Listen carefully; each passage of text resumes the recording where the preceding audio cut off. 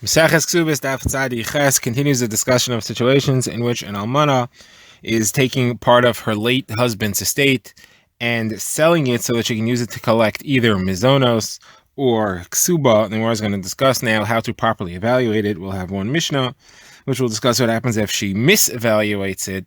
What type of valuation does she have to work with? So we'll begin with a case that happened. There was a lady, an almana, who grabbed a silver cup from her husband's estate, and she sold it in order to collect her ksuba from it. It was not the full ksuba; it was only worth part of the ksuba, and therefore she went to claim from the yisomim, from her husband's orphans, that she should still get mizonos. You know that the halacha is that a woman has a right to take mizonos up until the time that she takes her ksuba. Now, according to Rabbi Shimon, that's even if she only takes part of the ksuba. So the yisomim said, "Hey, we want to pass like Rabbi Shimon, and therefore you already collected part of your ksuba because you took a silver cup and sold it and collected part of your ksuba." So they wanted to pass on Rabbi Shimon that they didn't owe him mizonos anymore. So they went to Rava for a psak, and Rava said the halacha is not like Rabbi Shimon. Nobody holds that way. There's nobody practically halacha ma'aser holds that if she collects part of the ksuba, she doesn't get mizonos anymore. We say miktsas kesef kekol kesef, as long as she's owed some of the ksuba, it's as if she's owed the whole ksuba, and she still has a right to collect mizonos. Now the Gemara has a shaila that was asked, and the Gemara is going to challenge that there should be a broader shaila. So the question that was asked was sent to Rabba Brei de Rava, sent from Rabba Brei de Rava to Rav Yosef. When an almana takes part of her late husband's estate in order to sell and collect mizonos, does she have to swear that she sold it for the proper amount? Maybe she sold it for a higher amount, and therefore she collected more, and she's now owed less. How do we know how much she sold it for? So does she have to swear as to how much she sold it for? So the Gemara says, this seems to be assuming that she doesn't have to do a public auction. She could do a private sale on her own. Now, generally, we know when something is sold from a dead person's estate to pay off an obligation of the yisomim, you generally have to do a public auction. So how are we assuming here that she doesn't have to do a public auction? So the Gemara said, Rav Yosef said to Rava, you're asking if she has to swear. That means you're assuming she didn't do a public auction, because if she did a public auction, there's no question of swearing. We know how much she sold it for. How do you know that she doesn't have to do a public auction? So he answered and he said, I know she doesn't have to do a public auction based on a statement of Rav Zeir and Rav Nachman. He said that an almana who evaluates and keeps the property for herself, instead of selling it and taking the money, she keeps a certain property for herself as payment of her mizonos or her ksuba. That doesn't work. Now, obviously, we're talking about where there was no public auction, because if there was a public auction and she won the auction with the highest bid, why shouldn't it work? Obviously, we're referring to where there was no public auction, and yet we're saying that the only reason that this doesn't work is because she took it for herself. Had she not taken it for herself, had she sold it to someone else, even without a public auction, it would be good. So you clearly see that an almana that's selling property doesn't have to make a public auction. So the Gemara says that the answer to that is that it's not correct. It's the wrong shot there.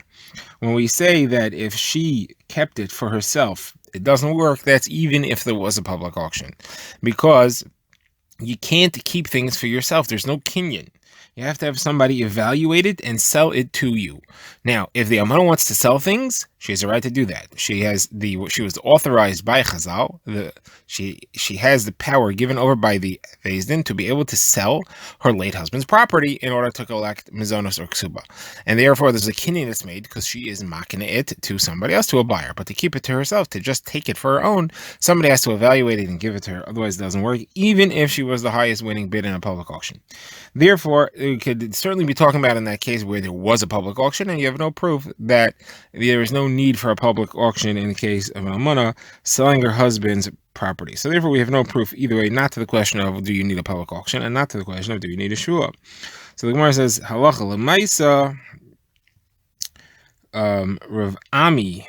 So halacha l'maisa, the Gemara brings a case to prove that you can't keep it for yourself. The Gemara says there was a fellow who had the animal feed of Yisomim that was left by him, and he wanted to keep it for himself as payment. So he decided it was worth 400 zuz, and he kept it for himself, because obviously the nifter had owed him 400 zuz, but then the value went up, and it was worth 600 zuz, and the Yisomim wanted it returned, and they went to Rav Ami for psak, and Rav Ami said you can't just keep things for yourself. You have to sell it to someone else in order to get value out of it. So we're left without a psak in either whether an almana has to take a shvua that she evaluated for the right amount, or whether you need a public auction. And the Gemara says that halacha is she does have to swear, and there is no public auction. All right, now we get to the Mishnah, which discusses what happens if she misevaluated and she sold it for the wrong amount. So the first halacha that we see here is that if she misvalued, whether she valued it as too much or too little, if she sold the correct amount of, let's say it's land, if she sold the correct amount of land, but she overvalued it or undervalued it, she's going to lose either way. So if she was owed 200 zuz worth of ksuba, and she sold land that was worth 100 zuz for 200 zuz, so she overvalued it. She didn't sell land she wasn't allowed to. She sold only 100 zuz worth of land, but she sold it for 200 zuz, so she got 200 zuz. So the halacha is she got full payment of her ksuba, even though she only took 100 zuz from the yisomim. Since she received money of 200 zuz, she doesn't get anything else. Now, if the reverse happens, if she took 200 zuz worth of land and she sold it for only 100 zuz, she undersold it. Now, she also doesn't get anything else for ksuba because she took 200 zuz away from the yisomim, even though she herself only collected 100 zuz. So either way, she ends up losing out. Now, what happens if she took too much? So let's say her ksuba was worth only 100 zuz, and she sold a piece of land that was worth 101 zuz. The Mishnah calls it a mana plus a dinar. A dinar and a zuz is the same thing. It was 101 zuz, so she took too much land.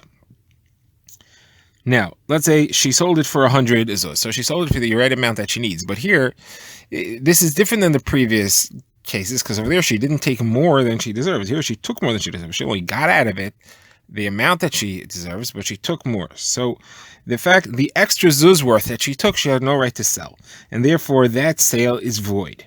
Now, if part of the sale is void, the entire sale is void because it's all one deal, it's all one psak, and therefore, the Tanakama's opinion at least, the entire sale is voided, even if she says, you know what, I'll pay back the extra zuz to the Yarshim, I'll take a zuz from my pocket and give it to them, so they didn't lose anything.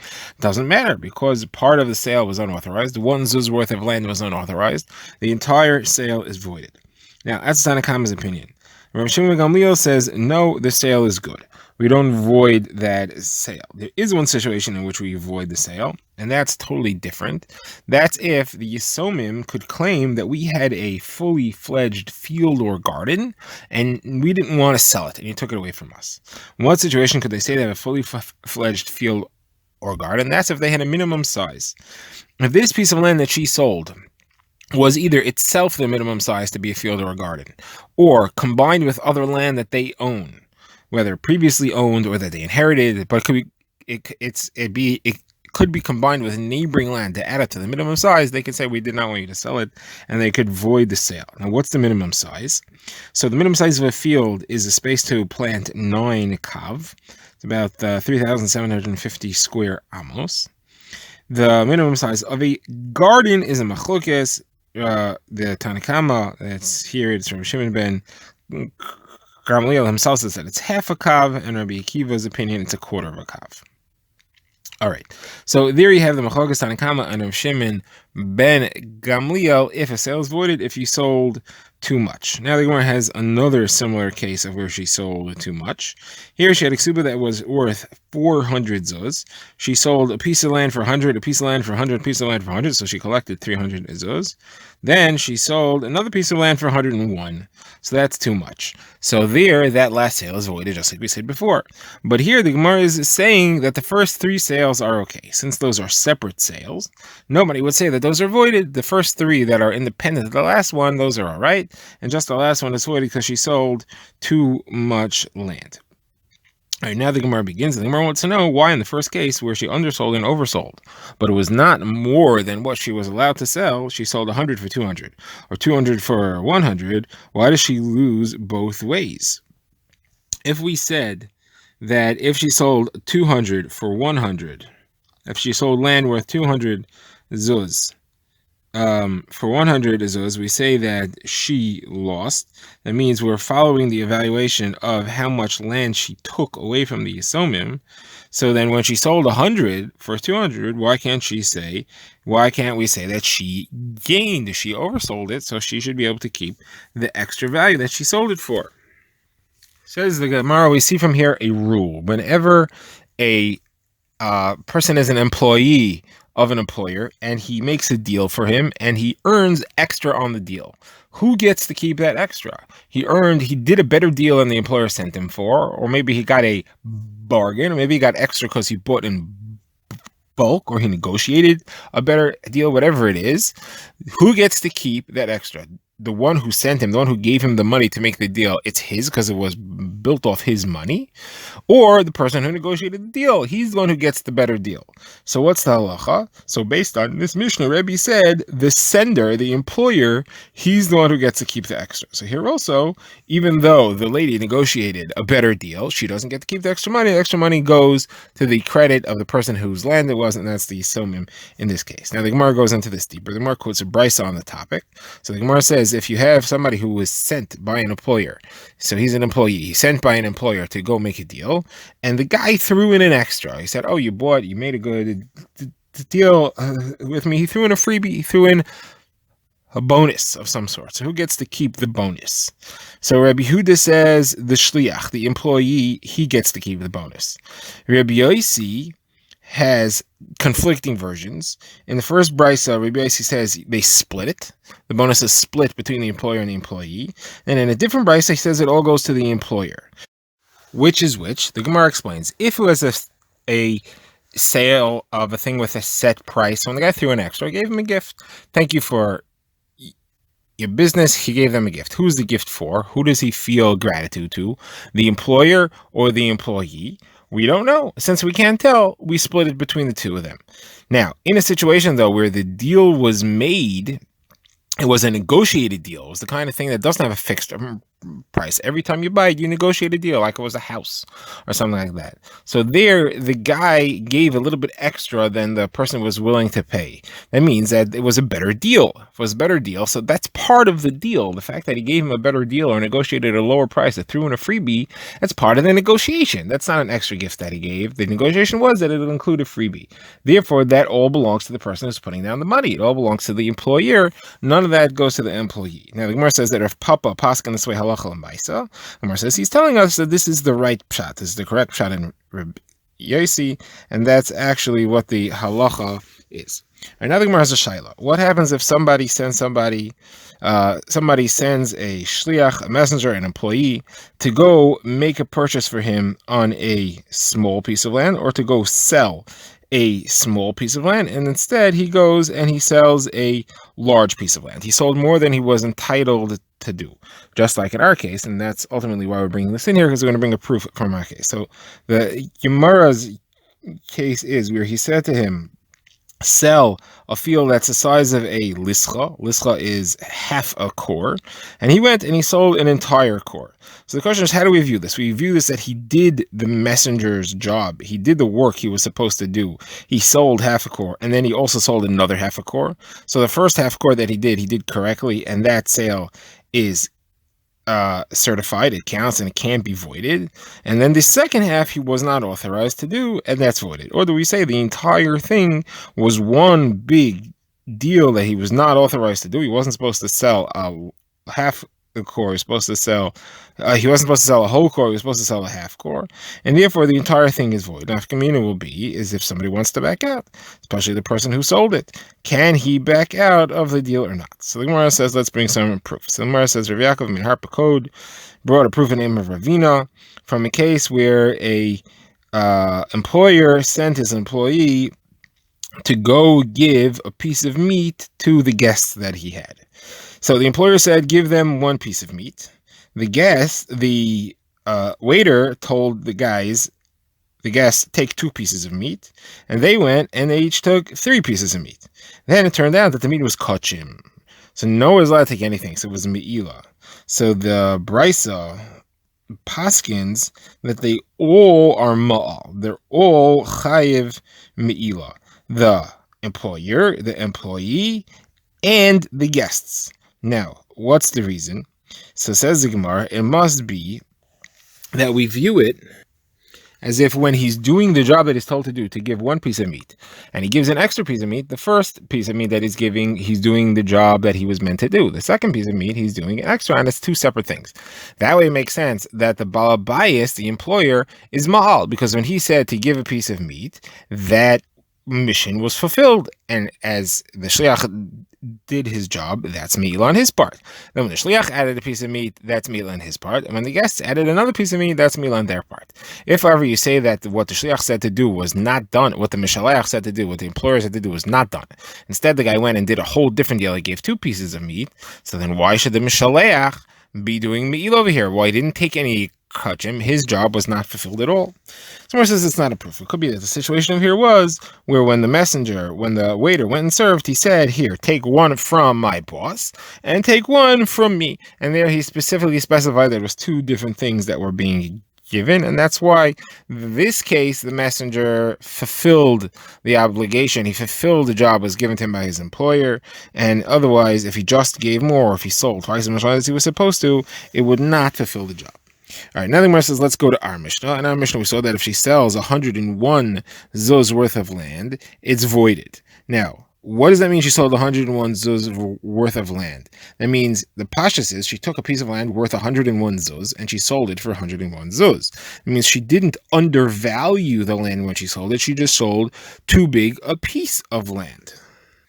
Then it says that the sale is void, even if she says she'll return it. That means even if she says, I'll buy back the extra piece of land, the extra zuz worth of land that I sold, I'll give it back to the same. Still, it's batal, it's voided. The entire sale is voided because she sold more than she was supposed to.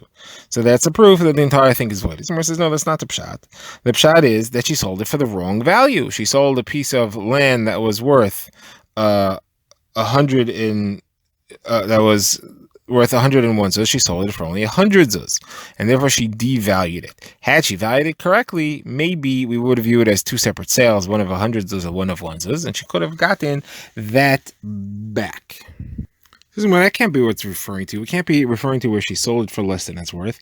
That's the last case in the Mishnah, where she had a ksuba of 400, she sold 300, she made 4 separate sales, one for 100, another for 100, a third for 100. Those are all good. And the last one she sold for 101, that's no good. That's exactly the case there, where she sold it. Over there we saw she devalued. She took a piece of land worth 101 zuz and she sold it for only 100. So why would we have to mention this and that? Why do we have to repeat it again? So the Gemara says, no, the reason that it's repeated is because there's a special chiddush over there. And that's, in that case, it's telling me that only if she undervalued the last money, the last piece that she sold, is the sale voided, because the extra dinar that she gave, the extra zuz worth that she gave away, was not hers. She didn't have anything else left to take. Her ksuba had been maxed out already. She already received a full ksuba. Therefore, the extra that she gave away was not hers to give. However, had she devalued one of the first 3 manas, then it would have been fine. She's the one who lost. She took a piece. She still deserves more ksuba. So she's the one who lost out. She took her own property that was coming to her and she undersold it. And therefore, it wouldn't be a problem. That would work. It's only the fact that it was the soma's property that's the issue. So the Mishnah says, no, we see that from the first case in the Mishnah. First case in the Mishnah was where she was supposed to receive a ksuba of 200. She took a piece of land of 200 and she sold it for just 100. There we saw that that's fine. The someone didn't lose. There she undersold her own property. Somewhere it says no. You have to say both that case and this case. In that case, she didn't have anything else left coming to her from the property. Therefore, there's no potential gzeira to the other lands that she sold. Here, you may think, since there's a bunch of different lands that she sold, we may make gzeira in one that it's no good to cancel it. She may undersell a different piece of land, and therefore, it's teaching me that we don't make that gzeira.